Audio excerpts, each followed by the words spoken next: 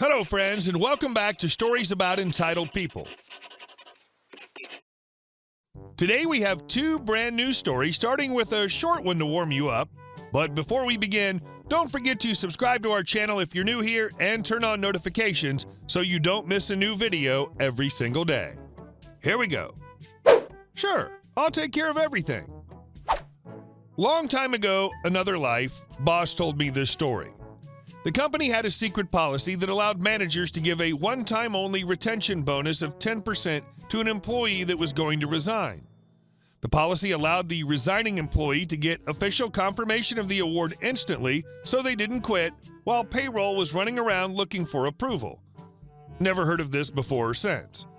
Right after the annual merit increases were processed, there was one guy unhappy with his raise of 2%. This employee found out about the retention bonus program and confronted his boss demanding his 10%. This guy got a low raise for a reason and was being a jerk about it. Boss man says, email me your resignation from your phone right now. I'll call HR. They'll ask if I want to offer the retention bonus. I'll take care of everything.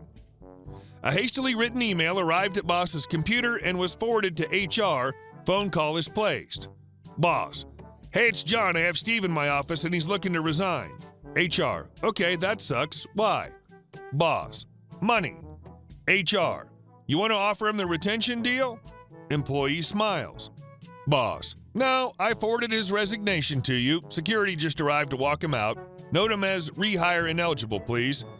Employee stopped smiling, walked out the door. That's why retention bonuses are such a stupid effing idea. Much better to just use it on a case-by-case basis, like if someone gets an offer, match or beat it, or offer some other incentive to keep them on. Same thing happens when they offer voluntary redundancies. The people that take them are the smart ones that can get work elsewhere, leaving the company with a pile of effing morons. And our next story. Revenge on ex-girlfriend. Karmic edition. I was born in India. When I was 10, I moved to a small country town in Australia where my dad got a job. It sucked. I was small, fat, brown, had an accent, and didn't understand the culture. A bunch of racist nut jobs at school bullied me, and life sucked. Thankfully, I kept my grades up and got a scholarship to study science at a major university in a major city. During my first day of tutorials at university, I noticed there's a shy, awkward-looking, chubby Indian girl sitting by herself. Her name was Ronnie, and she was from a rural town. She'd just moved up here with her second cousins. We quickly bonded over how bad high school was and how nice it was to be in a multicultural city. We ended up having a lot of mutual interests and joined the same societies and clubs at our university: video games, board games, Indian cultural clubs, ballroom dancing, etc. Within a month or so, I asked her out. First girl I ever asked, and she said yes. We dated in secret and became each other's first everythings: kiss, love, relationship, etc. After a year of secret dating, she moved into my apartment. Life was fantastic. We never fought, had zero problems, had similar hobbies and friends, constantly attracted to each other, etc. It was perfect. Just two lovebirds building a life together. Problem. Well, after dating in secret for 2 years, we decided to meet each other's families. My parents are conservative Muslims, but knew I was going to date around. They were just happy I'd chosen an Indian girl they could relate to. Her parents initially were very harsh and aggressive. However, when they met me, they immediately fell in love with me. The only problem was they wanted us to get married. Ronnie and I had already talked about this. We both wanted to get into medical school after our bachelors. We both wanted a family and the white picket fence, but we both decided to wait on that until after medical school. However, after meeting her parents and some introspection, I decided to speed up the plan. My plan was to ask her for marriage in 2 years' time when we'd finished our bachelors. We'd get married in the 5-month break after university, do a bit of travel, have a honeymoon, then commence medical school as husband and wife. In the meantime, I decided I was going to lose all my excess weight and become the attractive groom she deserved. Both her and I were fat, and we never had any issues with our weight and attractiveness to each other, and I didn't care if she remained fat for the rest of our lives. I just wanted to improve myself and make myself the attractive man she deserves to be with. Heartbreak. Ronnie was initially supportive of my weight loss. She liked the new me and how much energy and confidence I now had. After 1 year, I'd lost 30 kilograms and hit my ideal body weight. I started lifting and was building muscle mass. Ronnie started getting more insecure in herself. I would reassure her that I had no issues with her weight, but we started getting into more fights. She was annoyed with how I'd always cook my meals and I wouldn't eat out with her as much.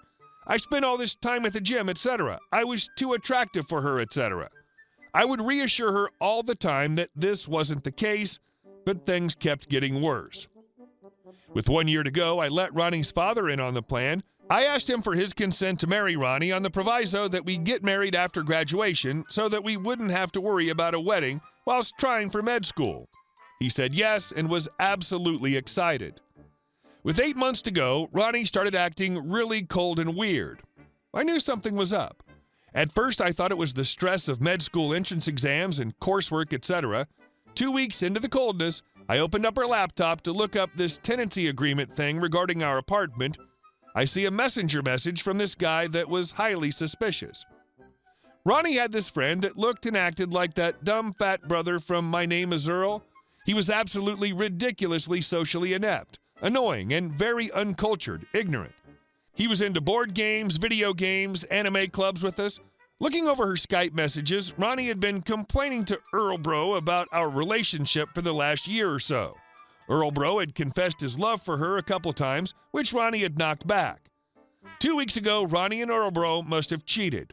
Earl Bro wanted Ronnie to break up with me, but Ronnie was saying the whole thing was a mistake and to shut up. Well, I saw red and immediately packed up my crap. I printed the messages out. I tell my landlord that I won't be renewing my lease. I text Ronnie that I know that we are through. I quickly move most of my stuff. I don't have much, most of our stuff was Ronnie's, into my friend's house and tell my friends to shield me from Ronnie. Well, Ronnie found out and went ballistic.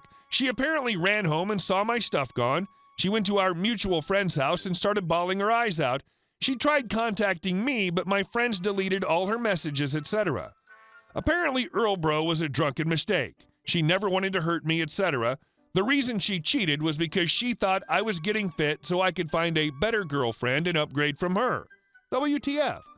Could I please meet her for another chance / closure, blah, blah, blah. I decided I was never going to talk to her ever again, something which I've successfully achieved. Revenge 1. Ronnie's dad started blowing up my phone a day after dumping Ronnie. He aggressively demanded an explanation on why I broke her heart. Her 2 older brothers also called and made threats, etc. I didn't reply to their voicemails. Instead, I sent a huge email out to both Ronnie and my parents. In the email, I wrote out a heartfelt message explaining how I'd envisioned Ronnie and I getting married, but she'd cheated. I copied in the screenshots of her message, and that I apologized for causing a scene and diminishing our family status. Indians care a lot about family status, but that I'd really like my space so I can concentrate on getting into med school. Within 1 hour of sending out the email, Ronnie's dad phoned up. He was very apologetic. He said his girl was very, very sorry and it was a mistake. He said he'd drive up and beg at my feet to take Ronnie back and offered me money. WTF. I accepted his apology but said I don't want any further contact with her or her family and wished them all the best. A week later, Ronnie's family drove down to our city. They took Ronnie back to their country town and pulled her out of her courses. She didn't graduate on time and couldn't apply for medical school. She returned 1 year later to complete her courses, but she failed. She ended up living at home unemployed for a year before going into a retail job. She put on massive weight and now looks like a bloody globe. Word got out to the Indian community about her cheating and her family was ostracized.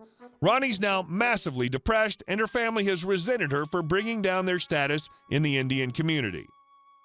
Revenge 2. I went off to med school in another state. A bunch of Indian parents got in contact with me to tutor their kids. One girl I tutored, Amina, blew me away.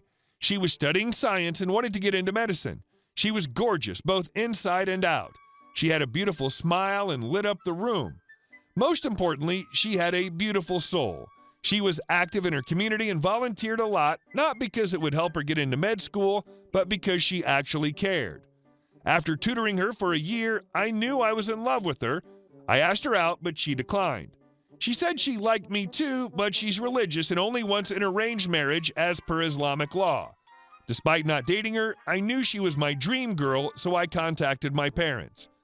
My parents and her parents arranged our marriage on the proviso that we would be engaged for 2 years, until both she and I graduate our respective programs. During this time, we started dating as fiancés. Weird, I know. Years back, Ronnie and I had made a bucket list of romantic activities we'd do together as a couple.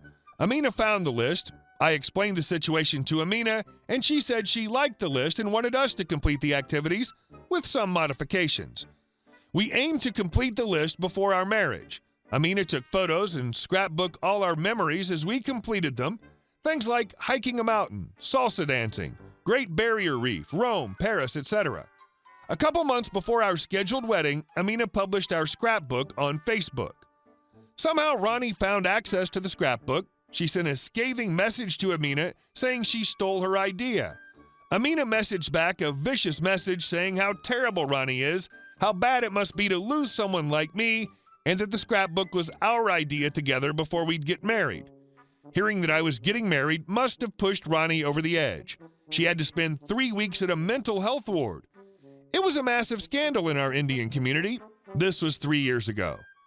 End note. So that's that. In the end, I didn't even have to talk to Ronnie these past years to get my revenge. All of it was delivered on a silver platter by karma. I have a beautiful wife, a job I enjoy, while all Ronnie got was misery and self-destruction.